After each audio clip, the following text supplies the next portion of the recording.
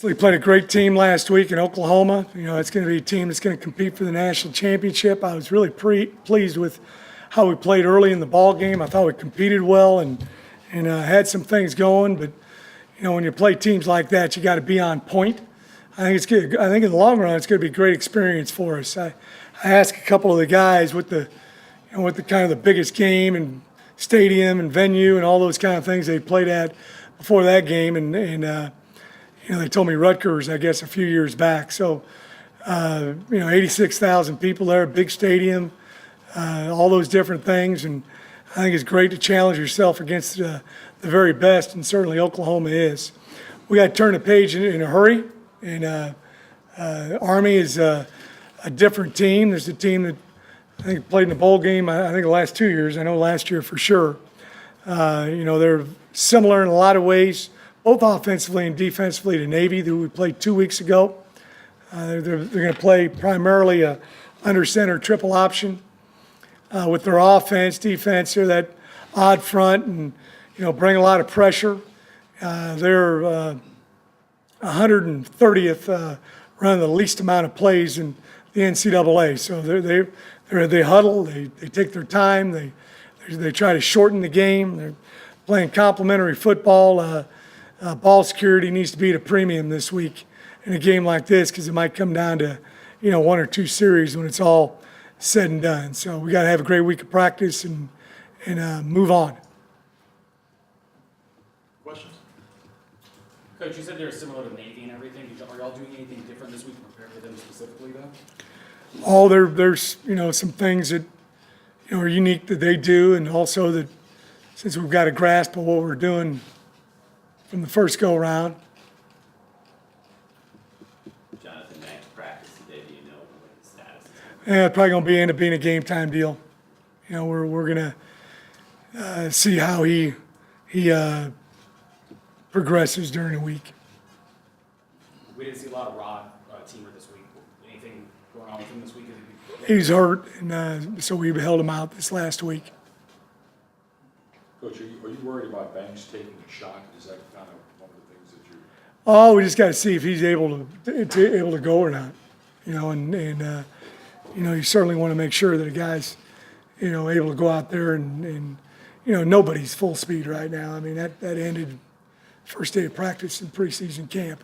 That's the last time anybody's full speed. But we just want to make sure that see exactly where he's at. Coach Andrew Doak with WWL just starting actually today. Congratulations. Thank you, I appreciate it. You, how difficult does it make it for you maybe to have 3 different game plans for 3 different quarterbacks? Makes it tough. Obviously you can't go the whole gamut with each guy.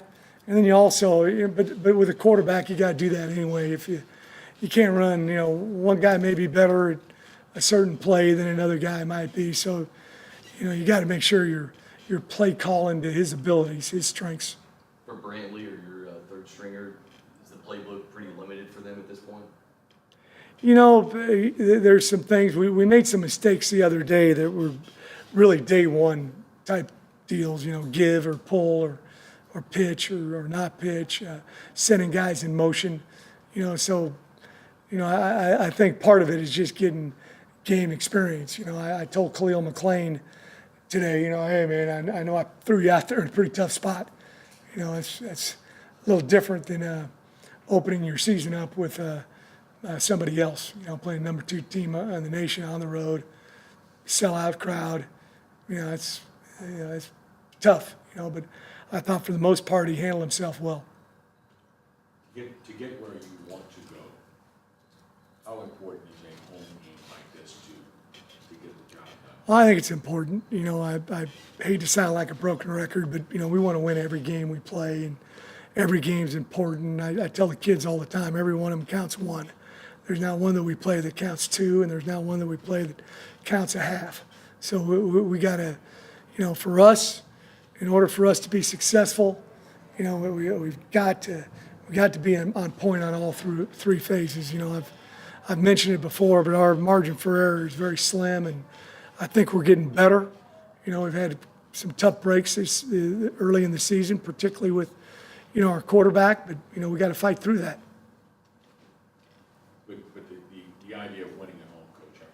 That's big, you know, when you get these home games, you know, you gotta get to the point in the program where, you know, you got an edge, and you're, you know, that's not to say you're not one to win on the road, but yeah, this is a big game for us. We've got a bye week the following week, and so this is big for us. You encouraged by the play of the offensive line early against Tulane? Yeah, they did some good things. I thought we got bodies on bodies. We created a little bit of vertical and horizontal movement and opened some seams up for the backs. And, you know, our bread and butter is that inside zone with our offense, and if we can run that successfully, the rest of the offense will go. Y'all started really quick against Oklahoma this week. You kind of caught them off guard for a second there. What's something y'all got to do to kind of keep that going in this game for Army? You know, just doing your assignment. You know, it's just whatever the play is that's called, executing that play to the best of your ability. You know, you got to do your 1/11th, you know, all the coach speak that you can think of, but you just got to do your job and not try to do too much. And if everybody does that, you know, you got a chance on every play. There's an infinite amount of scenarios that the defense can present for you with blitzes and slants and twists and loops and coverage schemes, and you just got to lock in and do your job in order to be successful. What do you think, getting back to what we were talking about, Coach, what do you think gives you an edge at home? How do you kind of cultivate that in your program? You know, I think part of it is just a familiarity with, you know, your locker room, with the field, and, you know, all those kind of things. I really don't talk about it a whole lot. You know, I want us to have the same mindset whether we're on the road or whether we're playing at home, and understanding that what goes on between the white lines is what matters, and, you know, anything that goes on outside of that really doesn't matter. That's what we talked about at Oklahoma. So I know there's 86,000 people here. It's a big stadium. It's going to be loud, all those other things. There's only going to be 11 on each side playing out there. So you got to be able to have that ability to lock in. You know, my first year here, anybody ever seen the movie, what's it called? God dang, Kevin Costner, Love of the Game or something like that. Right? And he talks about locking in the mechanism, you know, and just getting all the crowd out of it and getting in the zone, and, you know, that's what you got to be able to do. I know you're an early riser. Are you a fan of the 11 o'clock kickoff? Yeah, you know, and that's another thing. I told our guys, yeah, it ought to be an advantage for us, but really it's a mindset. You know, I've played quite a few of these 11 o'clock games, particularly when our teams were in the playoffs. It seemed like we played quite a few of these 11 o'clock games, and, you know, so we're up and at 'em every morning at 6. So this, you know, we're playing 5 hours later. So this, you know, then obviously coming down here, and we got to be used to this heat.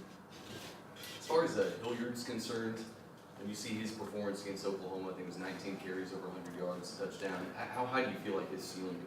Oh, he's doing a great job. He's just a really solid football player in all aspects. Really solid football student, person. I mean, he's what you're looking for as far as a student athlete is concerned. The guy he's great off the field, on the field, in the classroom.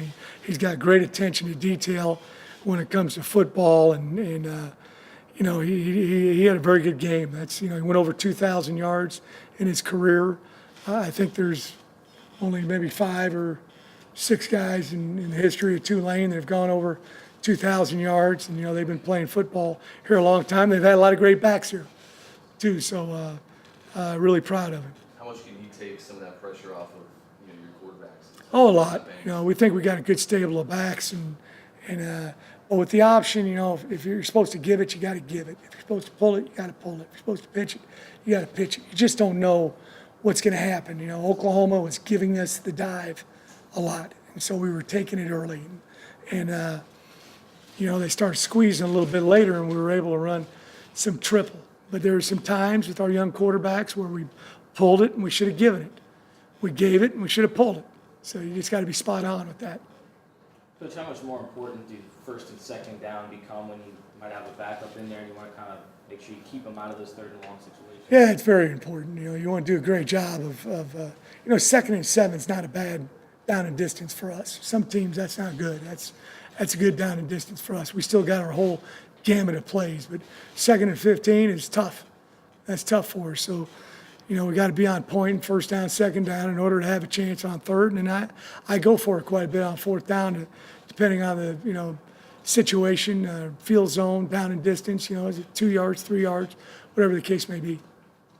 The fact that your guys practice against a form of what they do, I know that it seems to give a lot of teams some problems when they have like a totally different scheme.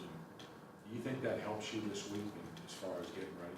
Yeah, I think it does a little bit because, you know, you have the concept of a dive player, a quarterback player, and a pitch player. A lot of times we get the ball out in the perimeter, it's the same angles, you know, and you got to make sure you're doing a good job of taking the proper angle. We talk all the time about, you know, angle beats speed. You know, I've had some guys who weren't very slow, but I mean, weren't very fast, but they understood geometry and, you know, how to cut a guy off. And that's something that I think we work on every day.